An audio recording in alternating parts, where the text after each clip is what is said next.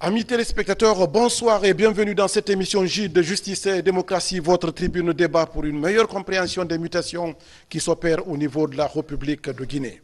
Autonomisation de la femme, droit de la femme, mais aussi de la jeune fille, question d'importance capitale en débat, question au cœur de la transition, avec à la clé le projet Suède qui vient à la rescousse de la jeune fille en République de Guinée. Un projet justement de reconversion a vu le jour et il porte sur la communication pour un changement de comportement en République de Guinée. Pour parler de ce sujet d'importance capitale qui porte sur la jeune fille en Guinée, j'ai cru devoir recevoir ici même au plateau de la télévision nationale Madame Adja Aïcha Ba, que vous connaissez très bien, ancienne ministre de la République, ancienne directrice générale de l'UNESCO pour l'éducation. Et elle est avec nous dans cette émission Justice et Démocratie. Madame, vous êtes la bienvenue. C'est moi. Merci. Toujours dans cette émission Justice et Démocratie, Madame Maferen Kamara, elle est journaliste, en même temps chargée de communication du projet Suède. Madame, bienvenue dans cette émission Justice et Démocratie. Et Oumouhawa Diallo est du Club des jeunes filles de Guinée. Bienvenue dans cette émission Justice et Démocratie. Merci. Eh bien, donc, trois invités de taille pour un sujet qui porte sur la jeune fille en Guinée. Amis téléspectateurs, vous êtes les bienvenus. Alors, très chers invités, vous êtes dans l'émission Justice et Démocratie. On parle aujourd'hui, n'est-ce pas, de la jeune fille, et qui parle de jeune fille parle de la République, parce qu'effectivement, on considère que c'est la mère nourricière, et c'est pour cette raison que Mme Adja Aïcha Ba ne manque pas justement d'arguments pour poser cette problématique. Alors, dans un premier temps, est-ce qu'il y a un problème de la jeune fille en Guinée?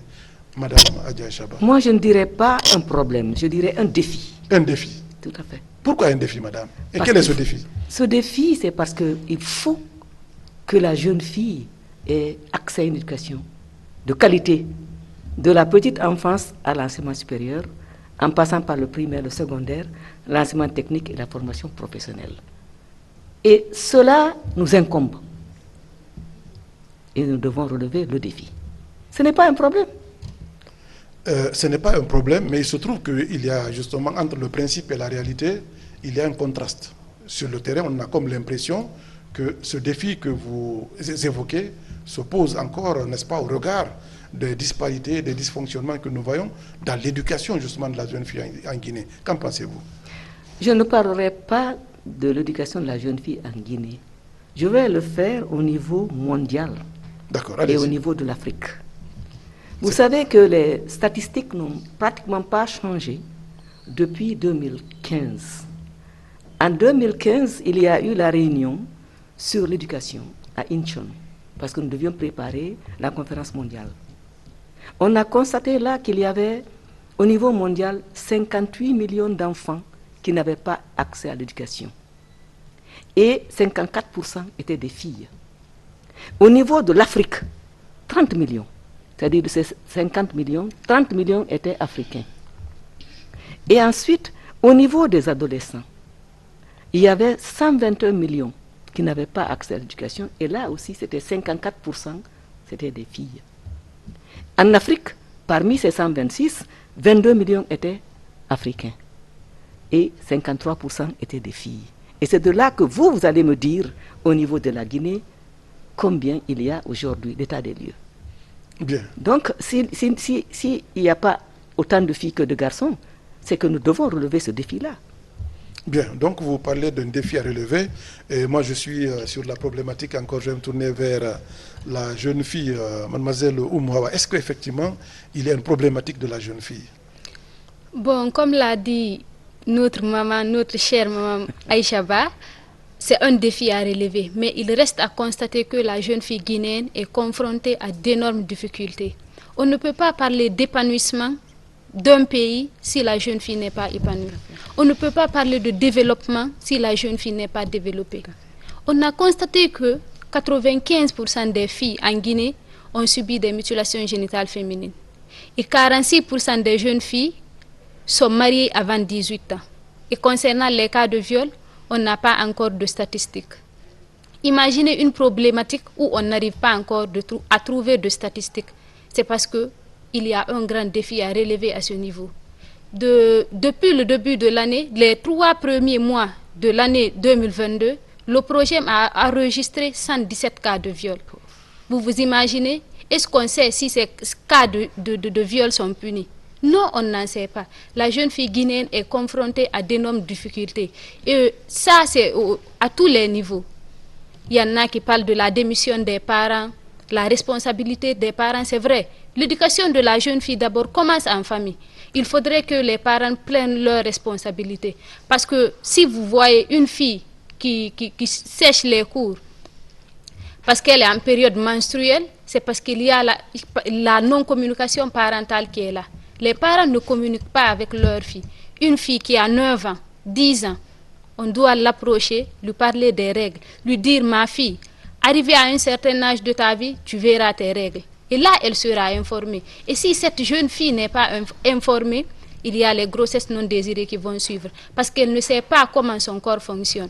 Donc, il faudrait que les parents prennent leurs responsabilités, l'État et nous autres citoyens. Il faudrait que la responsabilité soit partagée. Il faudrait que tout un chacun prenne ses responsabilités pour qu'on puisse parler d'épanouissement de la jeune fille. Sinon, on ne peut pas parler d'épanouissement, d'émancipation, si la jeune fille n'est pas rétablie dans ses droits. À chaque fois, on parle de violence. Si ce n'est pas les cas de mariage précoce, on parle d'excision. On parle des cas de viol. Et dans un pays qui est normal. Vous vous imaginez, nous sommes le 2e pays dans le monde à pratiquer les mutilations génitales féminines.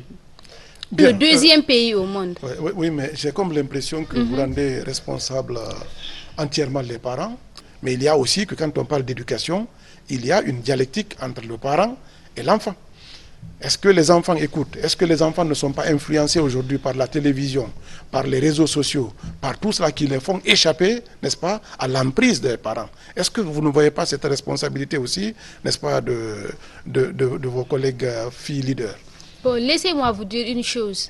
D'abord, on n'éduque pas une grande fille, mais l'éducation, c'est à bas âge. On ne peut pas éduquer une fille à bas âge. L'éducation, c'est un processus. C'est un processus. On ne peut pas éduquer une fille qui est majoritairement grande. Parce qu'une petite fille de 2 ans, de 3 ans, tu peux lui dire ne fais pas ceci, ne fais pas cela. Elle va grandir avec. Mais tu laisses ta fille jusqu'à ce qu'elle grandisse et tu lui dis de ne pas faire ceci. Il y a un adage en pulaar qui dit Boulal kaka baggal sebata. Donc il faudrait que l'éducation soit à la base. D'abord en famille. Il faut que la fille soit éduquée là-bas avant qu'elle ne grandisse. Si elle grandit avec un bon comportement, là, elle va s'en sortir. Mais si les parents démissionnent depuis la petite enfance, là, on ne peut pas parler d'éducation. Oui, mais la famille, c'est la cellule de base, c'est vrai, mais elle ne constitue pas également la société, le seul rempart. Quelqu'un a dit que l'esprit d'un enfant, c'est comme une table rase sur laquelle rien n'est écrit et que c'est la société qui l'écrit. Et l'enfant est partagé entre la famille, l'école et la vie.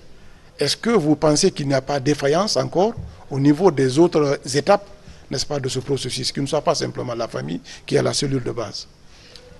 Bon, on peut le dire comme ça. Parce que tu as des copines, tu as des collègues, tu es à l'école, tu sais un peu ce qui se passe. Mais laissez-moi vous dire les parents ne disent jamais à ses enfants, allez-y, fumez la drogue, fumez le chicha, portez des bobbies et mettez votre corps en exhibition. Ils ne le disent pas en famille.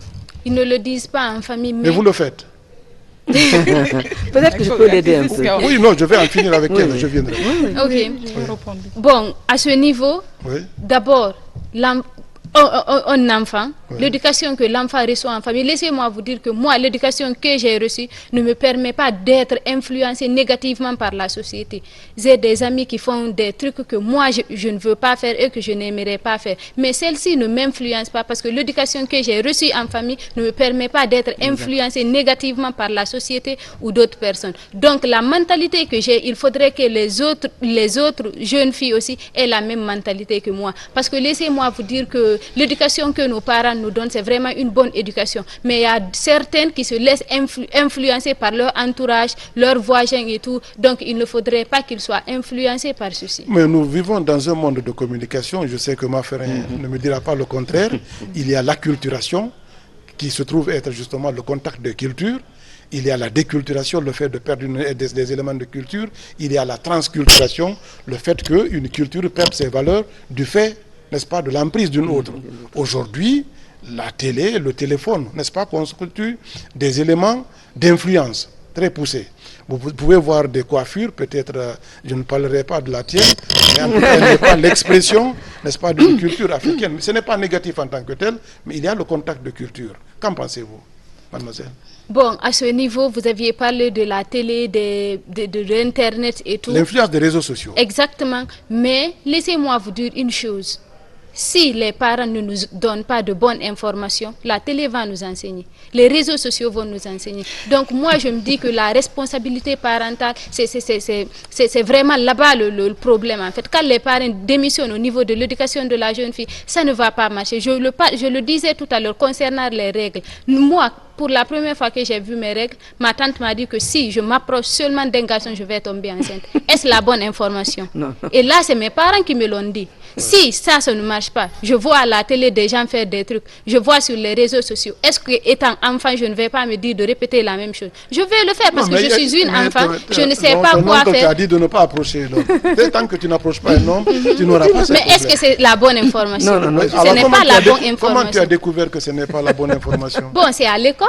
Ah, à l'école, on t'a dit. Et là, c'est quand je suis arrivée en 9e année qu'on m'a dit que c'est quand tu entretiens des rapports sexuels avec un homme que tu peux tomber enceinte. Et là, mes parents me disent que quand tu lui touches, vous voyez la différence et ce n'est pas la bonne information. Mais avant il faudrait... de revenir sur Madame Modèle, ma frère, justement, tu as une réaction par rapport à oui, c'est avec plaisir que je vois cet échange intergénérationnel et puis entre une femme et puis un homme que j'apprécie beaucoup. Et vous avez parlé de la communication, tout part de là. Ouais. Elle a bien dit que la bonne communication est importante. Ouais. C'est d'où notre intervention sur le terrain, d'où l'intervention de Suède. Parce que nous menons actuellement une campagne qui s'appelle Stronger Together, plus fort ensemble. Et cette campagne parle de la communication pour le changement social et comportemental. Bien. Qui parle de changement social touche la société. Ouais. Elle a tendance à tout ramener aux parents, à la société. Ouais. Ça, c'est pour le changement social. Et qui parle de comportemental, parle de l'individu. Et vous avez tendance à dire que la jeune fille, elle est responsable. Aussi. Donc là, c'est... Elle-même, elle a dit que les responsabilités sont partagées. Sont partagées. Mais elle a jeté son dévolu sur la famille en tant que telle. Donc, cette problématique qui est là, on est d'accord que la société est responsable. On est d'accord que les parents sont responsables. Et que la jeune fille, l'individu même est responsable. Maintenant, comment changer pour avoir un comportement positif? C'est ce qu'on appelle communication pour le changement social et comportemental. Comment faire que les parents adoptent de bonnes manières pour approcher les femmes, pour approcher les enfants et les communiquer, bien communiquer. Comme elle a dit, il y a une communication qu'elle a ratée dès le bas âge. Ouais. Au moment où elle se rend compte de la bonne information, peut-être que ça peut être tard pour certaines jeunes filles qui ont déjà embrassé l'affaire sans pourtant chercher à avoir la bonne version. Donc la responsabilité, elle peut être partagée à tous les niveaux, la société, l'école, au niveau même de la jeune fille. Parce que c'est vrai, on peut dire que la jeune fille n'a pas reçu l'éducation qu'il faut. Mais cela ne veut pas dire aussi qu'elle doit emprunter toutes les voies pour arriver à la finalité. Donc c'est d'où l'intervention de la campagne Stronger Together que nous allons développer bientôt. D'accord. Suède est sur le terrain. Il se trouve aussi que, n'est-ce pas, le président de la République, le président de la transition, a mis la jeune fille au cœur de la transition, avec à la clé la promotion de l'éducation, mais aussi son autonomisation. Mais il se trouve, Madame Aïcha Ba, vous qui êtes femme modèle, parce qu'effectivement, vous l'incarnez, et c'est une réalité pour tous ceux qui vous ont connu, la demoiselle estime que les parents, n'est-ce pas, ont péché par leur irresponsabilité par rapport à la gestion, comme elle l'a dit tout à l'heure. Je ne sais pas si vous partagez son approche, et à quel degré. En tant qu'enseignante, je dis que, Massiré l'a dit, ce sont des responsabilités partagées. Bien. Si vraiment nous voulons qu'une jeune fille évolue de manière viable, il va falloir que la famille et l'école se donnent la main. À ce moment-là, la rue ne prendra pas le dessus. Sinon, c'est la rue qui prendra le dessus. Elle a dit une chose qui est importante. Le B à bas, ce sont les parents. Et c'est là qu'on doit donner les valeurs qu'il faut à la petite fille dès le départ. Et lorsque nous donnons la mauvaise information, c'est-à-dire nous ne donnons pas l'éducation sexuelle à l'enfant, à la maison, on ne le donne pas à l'école, c'est là où arrivent les grossesses non désirées. Et les parents doivent accepter d'expliquer aux jeunes filles ce qui doit leur arriver lorsqu'elles deviennent adolescentes. Et l'école aussi. L'éducation sexuelle à l'école est indispensable. les enseignants ont un rôle extrêmement important à jouer. C'est là où leur formation est importante. Parce qu'il y a les réseaux sociaux, il y a la télévision, il y a Internet, il y a WhatsApp, whatever, toutes sortes de choses. Si l'enseignant n'arrive pas à capter l'attention de l'enfant en classe pour lui dire la vérité, ce qu'il y a, ou corriger ce que ces réseaux sociaux-là font, les réseaux sociaux vont avoir raison sur l'enfant. Et donc, au niveau de l'éducation, les enseignants ont un rôle extrêmement important à jouer. Et sur cette question, je vais m'attarder avec vous. Vous parlez du rôle de l'enseignant, vous avez parlé aussi du rôle des parents. À l'école, par exemple, aujourd'hui, on voit ce qu'on appelle malheureusement les notes sexuellement transmissibles. Et ça incombe la responsabilité des enseignants. Et il se trouve aussi qu'il y a, n'est-ce pas, une certaine mode vestimentaire qu'on voit avec les jeunes filles. Je dis, le plus souvent, la fille s'habille à la maison avant d'être dehors. C'est-à-dire qu'il y a quand même un mode vestimentaire qui est fondamentalement sur fond de nudité, qui approche, qui frise, n'est-ce pas, d'être un théâtre, n'est-ce pas, de criminogène. Parce qu'il y a le crime, il y a aussi les facteurs criminogènes. Aujourd'hui, elle a dit qu'il y a eu beaucoup de viols, et je dis que ces comportements, n'est-ce pas, de nudité aussi, ne sont pas en marche. Je ne sais pas quelle est la lecture que vous faites, puisque vous êtes une femme modèle et vous travaillez, et vous avez même travaillé pour, n'est-ce pas, des institutions internationales sur la question. Vous avez peut-être l'explication à cet effet pour nos téléspectateurs. Vous avez abordé la tenue. Il est important que lorsque l'on éduque les enfants, filles et garçons, ce ne sont pas les filles seulement. Il faut prendre la fille et le garçon, leur apprendre à vivre ensemble. À ce moment-là, le garçon, quelle que soit la tenue que la fille va porter, il va la respecter. Évidemment, je conseillerais aux jeunes filles de s'habiller décemment. Moi, je dirais décemment. Oui, la décence de l'habillement. Oui. Mais c'est les garçons qui doivent aussi se retenir, apprendre à vivre ensemble, apprendre à respecter sa sœur, ses amis à l'école. Quant aux enseignants, si jamais un enseignant s'amuse vraiment à s'amuser à coucher avec son élève, il n'est plus enseignant. Et c'est là où je blâme les parents qui acceptent de pardonner. On ne doit pas pardonner un enseignant, l'école ne doit pas pardonner, les parents ne doivent pas pardonner. On doit porter plainte contre la personne et sévir. Si on le fait une fois, deux fois, trois fois, ça va stopper. Lorsqu'on me dit qu'on viole des petites filles de 3 ans, et les parents acceptent de pardonner le violeur, are you kidding? Il faut toujours se dire, c'est mon enfant qu'on a violé. Si on se met à la place de la mère, parce qu'un enfant qui est violé, toute sa vie, il aura ça sur la... La petite n'oubliera jamais, même si elle n'a que 3 ans. Ça marque. Et on dit non, ce n'est pas grave, elle va se marier, ça va. Non. Il est marqué pour le restant de la vie. Oui, on doit sévir. Tu veux venir à la rescousse? Oui, avant d'évoluer, Radia a touché tout de suite un point que j'aimerais vraiment clarifier. Okay. C'est le manque d'explication de la sexualité à l'école. Exactement. Et à la maison. Et la problématique qui se pose aujourd'hui, c'est comment introduire une matière qui s'appelle éducation complète sexuelle. Parce qu'aujourd'hui, en Guinée, c'est en biologie qu'on donne des cours, et la biologie, on ne voit qu'au collège. Donc, les enfants ont déjà franchi une étape. Et on a remarqué que les enfants, les filles et les garçons entrent à l'école en même temps, au même moment. Ils arrivent jusqu'au niveau du collège, et au fur et à mesure qu'ils évoluent, les garçons évoluent en taux élevé, et les filles, le taux diminue. Il y a des abandons, par cause de mariage précoce, par cause de grossesse. Donc, comment combler ce gap? Comment faire que la fille puisse finir son secondaire au moins pour aller plus loin? Parce qu'au moins, quand elle finit le secondaire, on peut se dire qu'après, elle peut évoluer.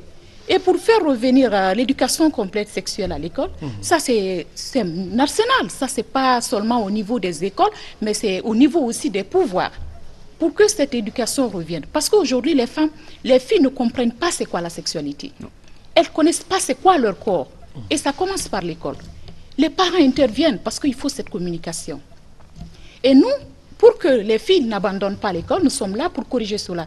Le Suède Guinée est là, le Suède dans son ensemble est là pour le maintien des filles à l'école et pour leur réussite. Et pour que la jeune fille puisse réussir à l'école, il faut qu'elle soit dans toutes les conditions réunies. Qu'elle ne soit pas empêchée par des grossesses précoces, qu'elle ne soit pas empêchée par des mariages précoces, qu'elle ne soit pas empêchée à cause des violences basées sur le genre.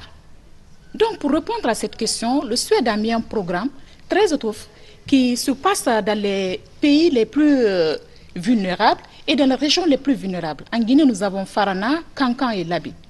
Et ce programme, c'est quoi? Quand on prend par exemple le maintien des filles à l'école, au moins jusqu'au secondaire, il faut appuyer la jeune fille qui va à l'école. Et dans les zones rurales, on les apporte des bourses. Ces bourses sont constituées de tables-bancs, des tenues, des vélos pour les filles qui sont loin de leurs écoles, par exemple, pour qu'elles puissent venir à l'école et qu'elles ne sèchent pas les cours, qu'on puisse les suivre au moins jusqu'à qu'elles dépassent le niveau secondaire. Mais voilà d'autres filles aussi qui ont abandonné les cours. Ça, ce sont des espaces sûrs qu'on a créés.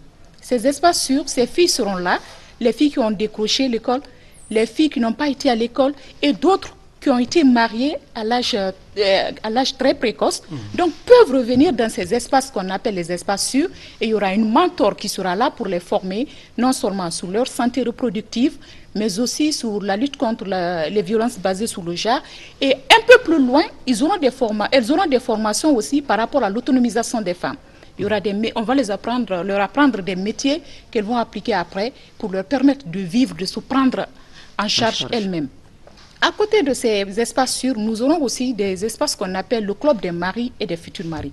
Tout ça, c'est pour encadrer la jeune fille, pour l'aider à s'épanouir. Parce qu'on dit quelque part, une jeune fille épanouie bénéficie à toute la nation. Donc, ce n'est pas seulement la famille. Et pour ces clubs des maris et des futurs maris, ce sont des jeunes qu'on va former, qu'on appelle, quand on dit futurs maris, c'est les gens qui sont fiancés, qui sont à l'approche du mariage, qu'on va former, qui seront là aussi pour conseiller leurs amis hommes par rapport au maintien des filles à l'école, par rapport à la santé reproductive de leurs femmes, de leurs filles, et ainsi de suite, jusqu'à l'utilisation des contraceptifs modernes. Parce qu'il y a de ces maris aujourd'hui, 2 ou 3 enfants, même si la femme veut au moins utiliser des contraceptifs pour éviter des grossesses, les maris disent non. Donc ce club des maris et futurs maris sera là aussi pour apporter ses conseils.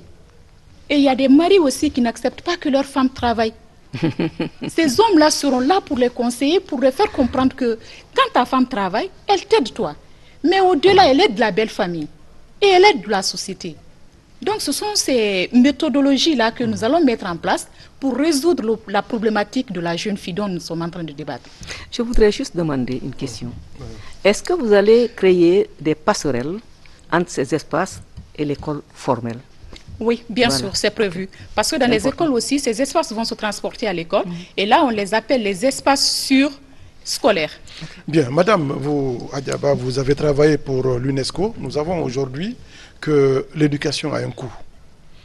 Parce que la scolarisation de la jeune fille, aujourd'hui, a un coût avec la floraison des écoles privées. La nourriture de la jeune fille, son déplacement, son transport, ensuite les gadgets qu'elle utilise, il y a beaucoup de tentations. Il se trouve que nous vivons dans un environnement où de plus en plus la pauvreté a frappé à la porte. Je ne sais pas quelle est la place justement de ce coût sur l'éducation de la jeune fille au regard de votre expérience, n'est-ce pas, du travail que vous avez fait au niveau de l'international. Il faudrait que les parents apprennent à l'enfant d'être très humble, de ne pas chercher à s'habiller avec des choses, avec des tenues dont ils n'ont pas le prix. Ça, c'est déjà ça. Et il faut qu'au niveau de l'éducation de base, qu'on ne paye pas un seul sou. Or, aujourd'hui, ça coûte.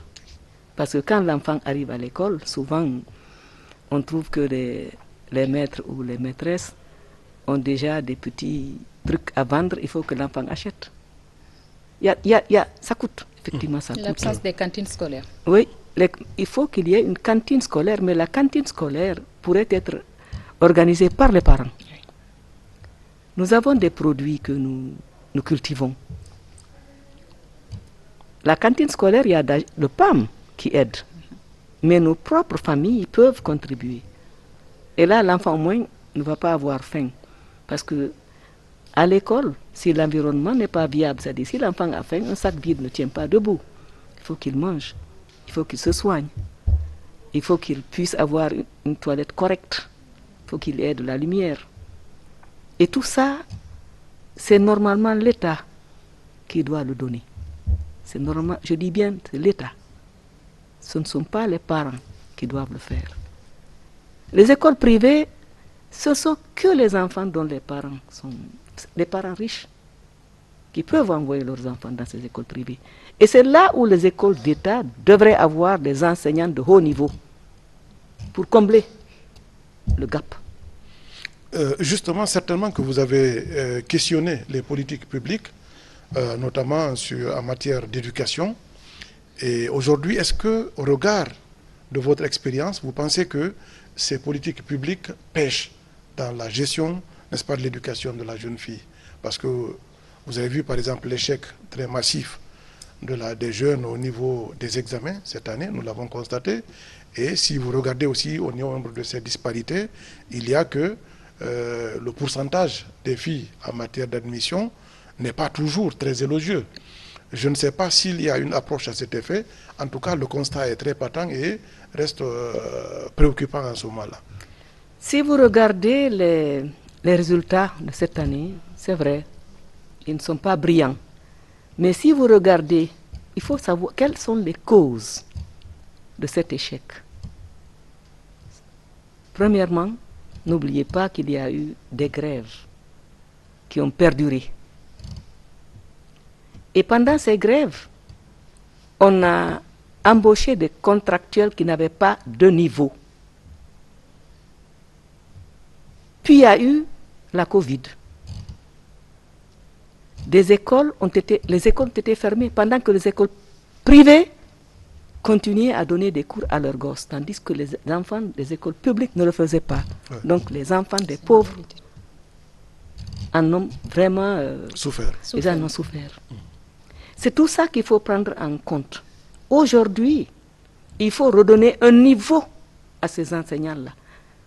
On a mis beaucoup d'enseignants à la retraite. Mais ces enseignants qu'on a mis à la retraite sont ceux qui ont un niveau adéquat.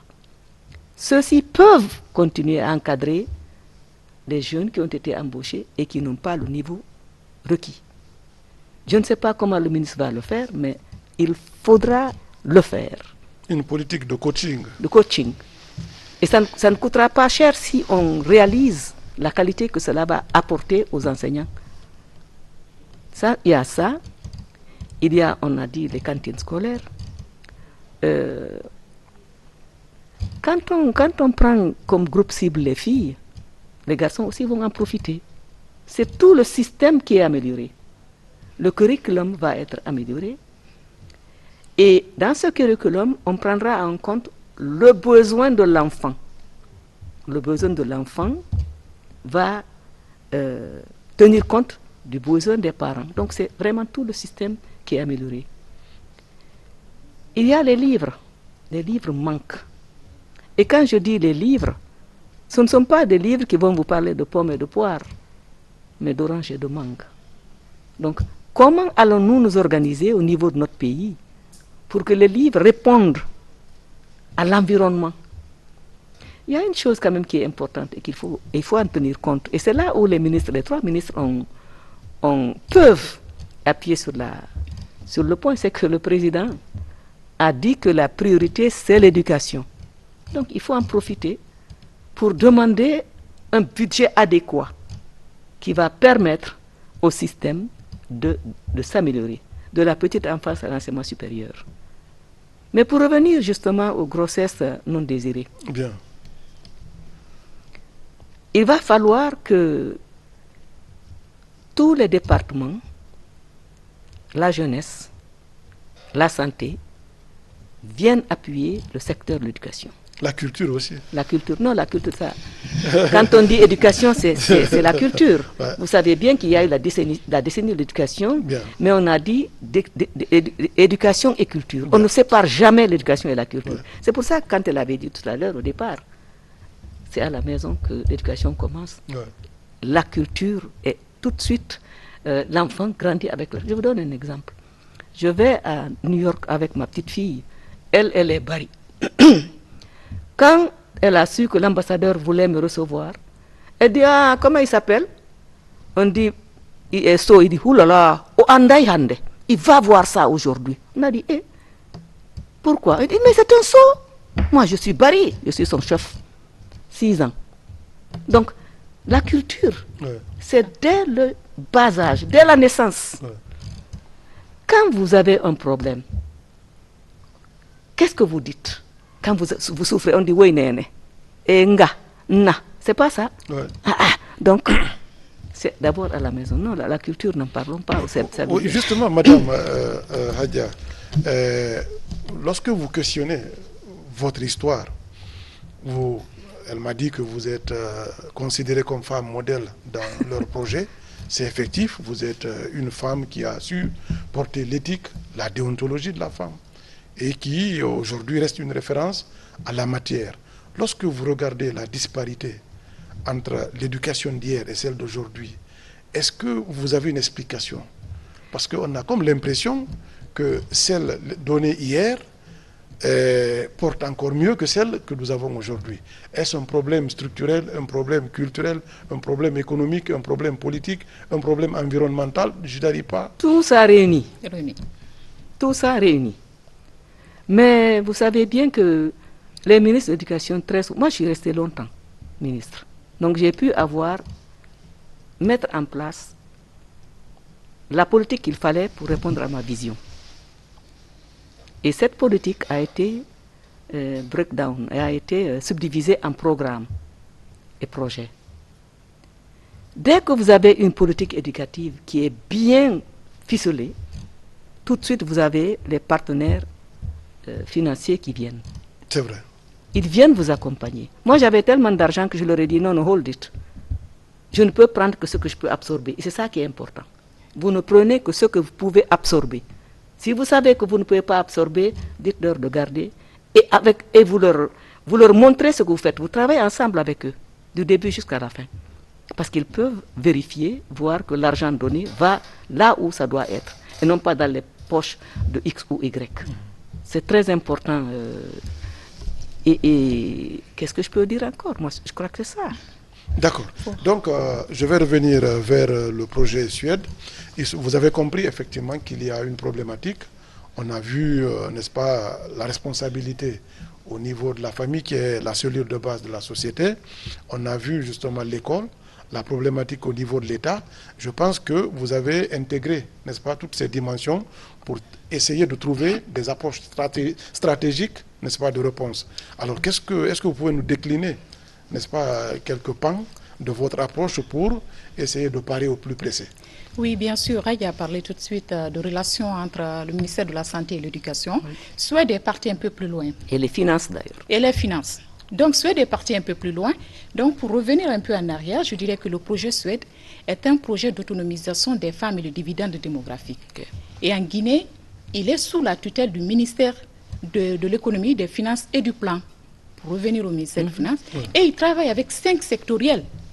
Les 5 sectoriels, nous avons le ministère du plan, le ministère de la Santé, le ministère de l'Éducation, le ministère de la Jeunesse et de la promotion féminine aussi. Donc c'est pour dire qu'ils ont embrassé toutes les matières pour qu'on puisse aboutir aux résultats voulus. Donc pour revenir à Suède, c'est un financement de la Banque mondiale et le projet couvre 9 pays.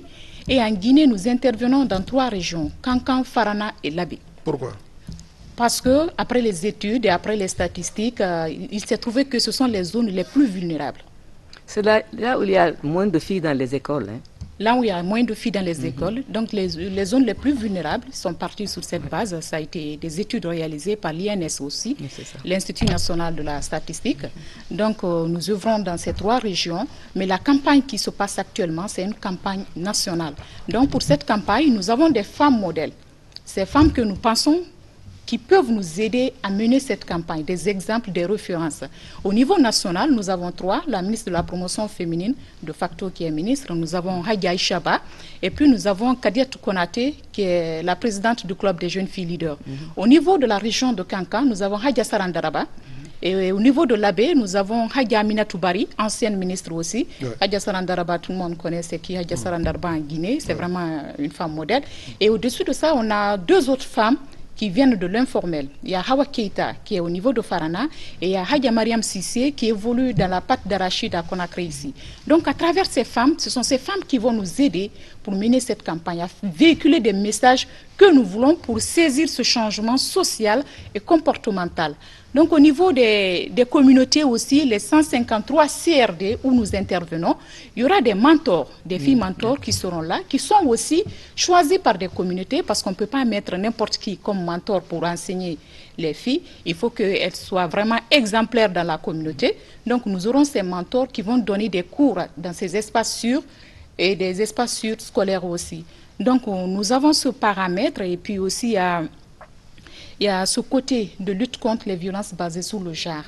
C'est là où nous allons faire intervenir les leaders religieux, les communicateurs traditionnels pour nous aider dans le plaidoyer auprès des décideurs, auprès de leurs collègues leaders religieux pour que la campagne puisse aller jusqu'au bout. Donc nous avons pensé aussi à travailler avec les artistes parce qu'on les appelle aussi les influenceurs. Les artistes, nous avons 4 au niveau de la Guinée. Nous avons Sonatata Condé, nous avons Madame Bakante, nous avons Mik Paraya et nous avons Lama Sidibé. Pourquoi ces artistes? C'est par rapport à la zone d'intervention où ces artistes parlent les langues les plus parlées dans ces zones d'intervention dont je viens de citer. Donc, à part le niveau régional, où il y a eu déjà l'enregistrement d'un single qui a impliqué beaucoup d'artistes de ces 9 pays, dont Kumba Gawlo Sek du Sénégal. Donc, au niveau régional, c'est Madame Bakante et Mik Paraya qui ont représenté la Guinée. Et actuellement, nous sommes sur la composition du single national en Guinée. Et nous allons faire un défraiement sur le terrain avec ces femmes modèles et ces artistes pour véhiculer le message que nous voulons, pour aider les femmes, pour aider les jeunes filles à dépasser ce niveau. Donc, c'est un peu ça. Donc, je comprends que vous avez une très bonne stratégie. Oui, allez-y. Je vais ajouter allez-y. Ok, il a parlé d'un point qui m'a beaucoup marqué. Quand on parle de la scolarisation de la jeune fille, plutôt de la déscolarisation de la jeune fille, il y a plusieurs facteurs qui entrent en jeu.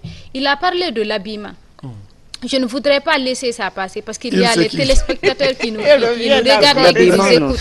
Donc, il faudrait qu'ils soient informés sur la situation. Quand on parle de l'habillement de la jeune fille, moi, je pense que l'habillement n'est pas un facteur qui justifie le viol. Non. La principale cause du viol, c'est le violeur. Bon, ça peut ne pas justifier, mais ça peut expliquer. Oui, ça peut expliquer, mais comme notre maman vient de le dire tout à l'heure, quand nous sommes des enfants, on nous dit non, toi tu es enfant, tu ne dois pas rester à côté de ton petit frère ou de ta petite soeur qui est fille ou garçon. C'est parce qu'on n'a pas appris à grandir ensemble, à vivre ensemble. À travailler ensemble. Parce que les filles travaillent toujours, les hommes sont là à les regarder. Oui, c'est ça. Parce que dans d'autres pays, on peut voir des jeunes femmes qui sortent habillées en mini-jupe jusqu'ici, mais personne n'ose les violer. Pourquoi? Dans les autres pays. Ah, tu as dit dans les autres pays. Personne n'ose les violer parce que non seulement il y a la loi qui est là. Laissez-moi vous dire que la Guinée est vraiment un pays qui est riche en loi, qui a ratifié plusieurs conventions. C'est l'application qui pose défaut. Si seulement à chaque fois qu'on condamne un présumé auteur du viol, on n'allait pas être là aujourd'hui à en parler.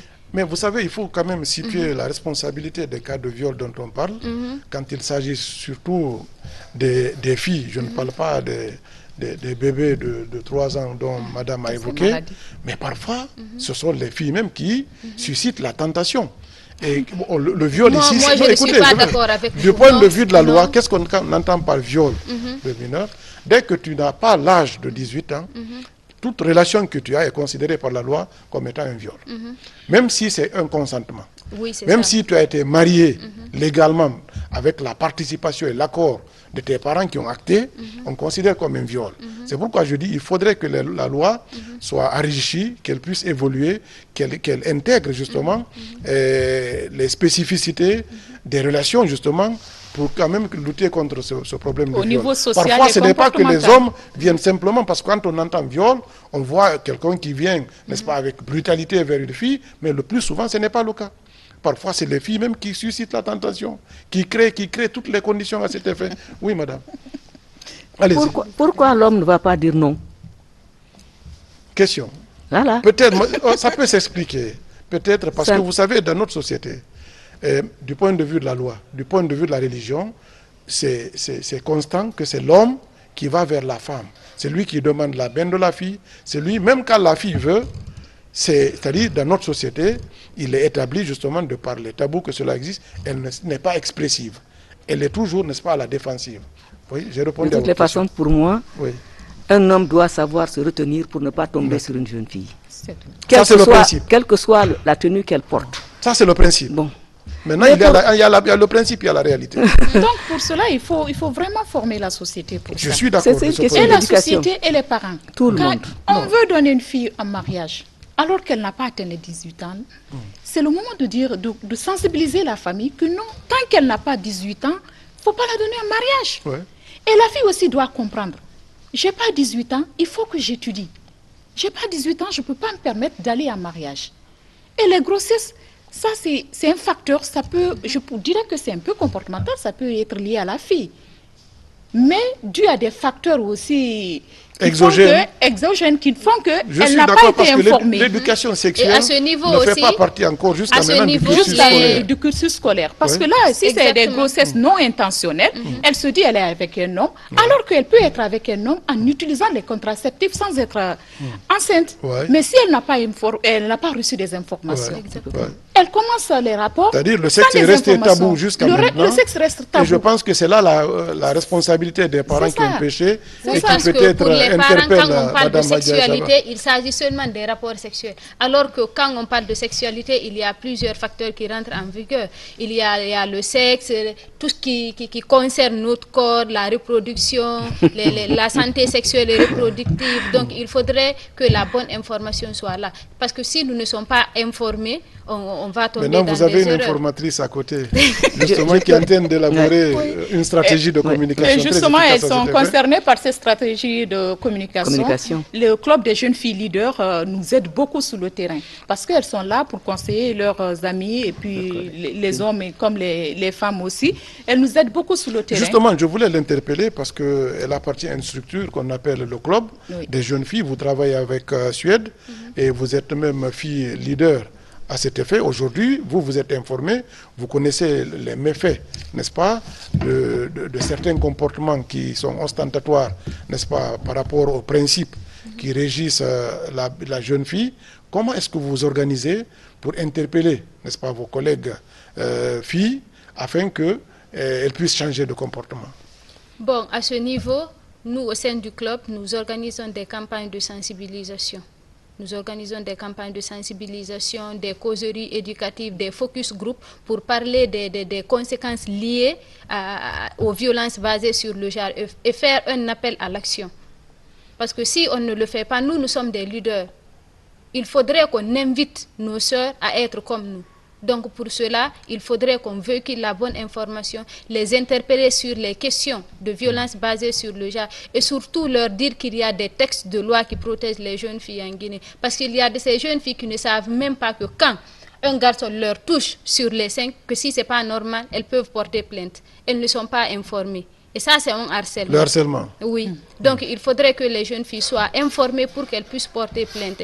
Et aussi, au sein du club, nous sommes chaque fois interpellés pour des cas de viol, des cas de mariage d'enfants et mutilation génitale féminine. Et nous partons sur le terrain pour gérer ces cas, même si malgré nous-mêmes, des fois, nous prenons vraiment des risques. Parce que moi-même, récemment, j'avais géré un cas de viol où c'était dans mon quartier. Et la personne qui avait violé la fille, c'est une personne, je ne sais même pas comment qualifier la personne.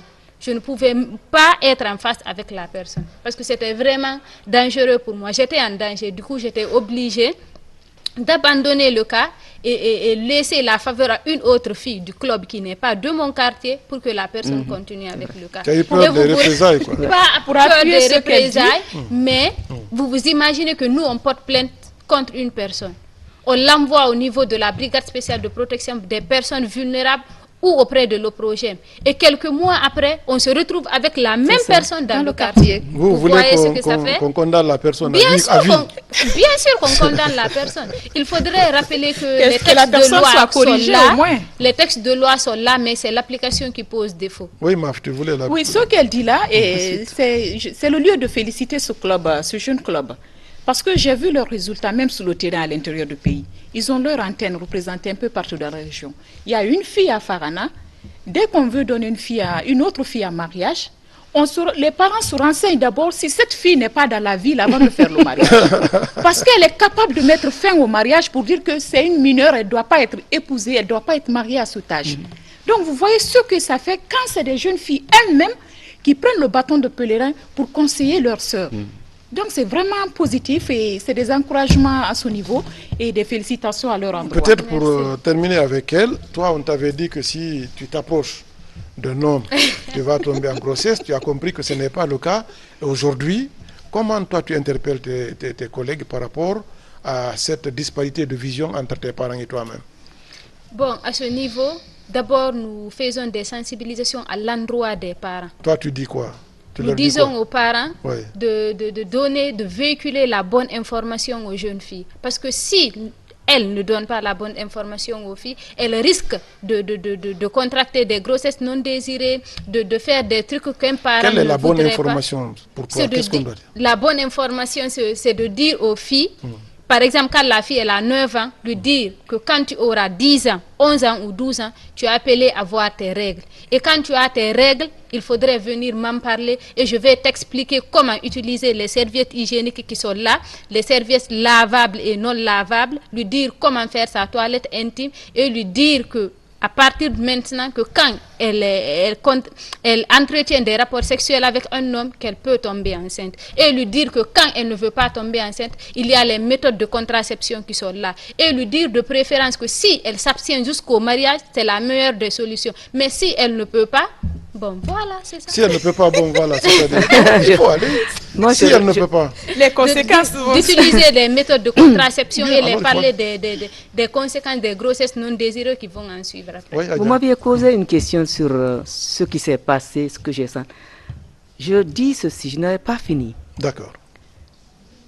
Lorsque les ministres, parce que moi je suis parti, ceux qui sont venus ne sont pas restés longtemps pour pouvoir mener à bon port un programme. Est-ce qu'ils se sont basés sur l'acquis? Je ne pense pas. Lorsque Mafering a expliqué le programme, le projet Suède, qui est maintenant financé par la Banque mondiale, ça avait été fait par moi. Tout ce qu'elle a dit là avait été fait. Nous avions considéré l'éducation comme étant intersectorielle. Oui. Tous les départements, nous avions mis en place ce qu'on appelait la CONEBAT, la Commission nationale d'éducation pour tous. Tous les départements avaient un représentant. Et à tout moment, tous les autres départements savaient ce qui se passait au niveau de l'éducation. Et ça nous a beaucoup aidé parce que s'il y avait un problème, par exemple, au niveau de la jeunesse, le représentant de la jeunesse intervenait au niveau de son département. Les finances, pareil. Ça, c'est un. De deux, l'utilisation des griots. Les communicateurs traditionnels. Oui. Les leaders religieux. Les pièces de théâtre. Oui. Tout ça avait été fait. Et ça marchait très bien. C'est pour ça que le nombre de jeunes filles avait doublé. Mais après... Oui, c'est vrai. Le contraste chez nous, c'est que nous n'avons pas une vision, le plus souvent. Et quand il n'y a pas une vision, il n'y a pas de politique. Quand il n'y a pas de politique, on ne peut pas décliner des programmes et des projets. Mais ce que l'on trouve comme acquis... C'est ce que je dis. Le plus souvent, à l'absence de la vision, évidemment. Chaque ministre qui arrive, il pense que ce que l'autre a fait est mauvais. Et il faut justement aller dans le renouveau. Alors que l'administration, c'est la continuité. C'est une continuité. L'État aussi, c'est la continuité. Je pense que c'est une défaillance qu'on va devoir corriger avec peut-être l'implication de Suède qui est en train de travailler sur la question et qui, certainement, à travers les stratégies qu'ils sont en train de mettre en place, vont répondre à ces questions de préoccupation. Et je vais ajouter une chose. Oui, d'accord. Puisque le projet réussit, il faut que ce soit une politique éducative. Je suis d'accord. Oui. Il faut que le projet que le ministère de l'Éducation nationale développe une politique éducative dans ce domaine-là. Je suis d'accord. Sinon, le projet est fini, c'est fini. Ouais. C'est fini. Mais si ça devient une politique, à ce moment-là, ça devient pérenne. Donc nous allons nous battre pour que le ministère l'adopte comme principe, comme Très politique. Bien. Donc, avant qu'on ne se quitte, je voudrais peut-être donner la parole à chacune de vous pour nous dire, aujourd'hui, on est en train de travailler sur une communication pour un changement de comportement. Quelles sont les recettes, madame, que vous vous proposez en ce moment-là pour que, n'est-ce pas, il y ait un renouveau dans la pensée, dans la façon de faire, afin que le danger qui guette la jeune fille soit révolu et relégué désormais dans les oubliettes? Je pense que le projet qui est en cours actuellement donne toutes les solutions. Les recommandations qui sont dans le projet, parce que j'ai vu, il va falloir qu'on le fasse, ensuite faire du porte-à-porte. Il faut vraiment qu'on fasse du porte-à-porte. Et toutes les femmes intellectuelles, entre guillemets, ont le devoir de s'impliquer dans cette politique éducative de la jeune fille. Parce que si les parents au niveau des villages ne comprennent pas, mon devoir à moi, par exemple, lorsque je vais au village, c'est de réunir des femmes et des hommes. Ce ne sont pas les femmes simplement. Il ne faut jamais se focaliser sur les mères de famille, mais c'est sur le noyau. Donc c'est la famille qu'il faut vraiment, c'est à la famille qu'il faut parler. Je pense que c'est ce que nous sommes en train de faire. Ouais. La télévision a quelque chose, la communication a quelque chose d'important. Ouais. C'est vous qui pouvez à tout moment nous rappeler à tout le monde l'importance de l'éducation des filles pour le bonheur du pays, bien, pour le développement du pays. Merci madame. Bien, alors Oumou, justement, quel est ton appel pour un changement de comportement? Ok, à ce niveau, moi je vais dire de continuer à multiplier les sensibilisations au niveau de la société, au niveau des écoles pour des causeries éducatives, pour que la société sache que quand une fille est victime, elle n'est pas responsable. Une fille ne peut pas être responsable d'un malheur qui l'arrive. Il faudrait que la société sache cela. Et aussi, je vais lancer un appel au niveau du président du CNT, au niveau du ministre de la Justice, au niveau du président de la République, chef de l'État, de veiller vraiment à ce que les textes de loi soient appliqués. Parce que si à chaque fois qu'on parle de ces violences, c'est parce que les lois ne sont pas appliquées. La Guinée est vraiment un pays qui est très riche en lois. Si vous voyez le code pénal, de l'article 267 à 269 du code pénal punit le viol, de l'article 319 à 322 punit le mariage d'enfants et de l'article 258 à 261 punit les mutilations génitales féminines. Donc il faudrait que ces textes de loi sortent des tiroirs pour que l'application soit là. Parce que si les textes de loi sont appliqués, on peut parler d'une Guinée sans violence, d'une Guinée où la jeune fille va se sentir libre de s'exprimer, de s'épanouir et de s'émanciper. Parce que quand une jeune fille est épanouie, c'est toute une nation qui est développée. Bien. Alors Maf, vous avez une approche stratégique. Oui. Alors quelle est aujourd'hui, n'est-ce pas, la démarche à cet effet que vous êtes en train de mener en termes de campagne de communication pour le changement de comportement? Oui, comme Hadja l'a dit tantôt, nous avons pensé à faire des porte-à-porte, impliquer les leaders religieux, impliquer les leaders communautaires, impliquer les communicateurs traditionnels, parce qu'ils sont très écoutés dans nos sociétés. Mais au-delà, nous allons impliquer aussi les journalistes. Là, nous sommes sur la formation des journalistes parce qu'on a un autre volet qu'on appelle mass média. C'est là où on va engager les journalistes, comme on l'a fait avec les femmes modèles et comme on l'a fait avec les artistes. C'est là où on va engager les journalistes aussi pour nous aider dans cette campagne. La stratégie, elle se base sur la mobilisation sociale, sur le dialogue intergénérationnel, sur les rencontres communautaires, sur les causeries éducatives, comme elle l'a si bien dit, sur les focus group. Donc, il y a tout un arsenal de communication, de stratégies de communication que nous allons mettre en branle pour réussir cette communication pour le changement social et pour le changement comportemental. Donc, tout le monde est impliqué, que ce soit des jeunes. Les jeunes filles sont nos cibles primaires. Que ce soit des jeunes filles, que ce soit des jeunes garçons, que ce soit des parents, la société, l'école, tout ce qui est inclus dans la société, tout le monde est impliqué pour la réussite de ce changement comportementale et sociale. Voilà, amis téléspectateurs, comme vous le constatez, nous avons parlé justement de l'autonomisation de la jeune fille, son éducation, mais aussi les droits qui sont y afférents. Et pour cela, j'ai cru devoir recevoir ici même au plateau de la télévision nationale Madame Hadja Aïcha Ba. Elle est femme modèle, ancienne ministre, ancienne sous-directrice générale de l'UNESCO pour l'éducation. Madame, merci d'être venue dans cette émission Justice et Démocratie pour parler de la jeune fille en Guinée. Merci d'avoir partagé votre expérience nationale, africaine et internationale. Merci à Madame Oumou Hawa du club des jeunes filles d'être venue dans cette émission Justice et Démocratie. Et merci également à notre consoeur Mafren Kamara, justement, chargé de communication du projet Suède. Et nous pensons que justement, très bientôt, nous allons évaluer ce projet, n'est-ce pas, Suède, en matière justement d'éducation, mais aussi d'autonomisation des jeunes filles. En tout cas, nous vous souhaitons bonne réussite sur le terrain. Eh bien, l'émission vous a été proposée par Abdoulaye Djibril Diallo et merci de l'avoir pratiquée. Merci.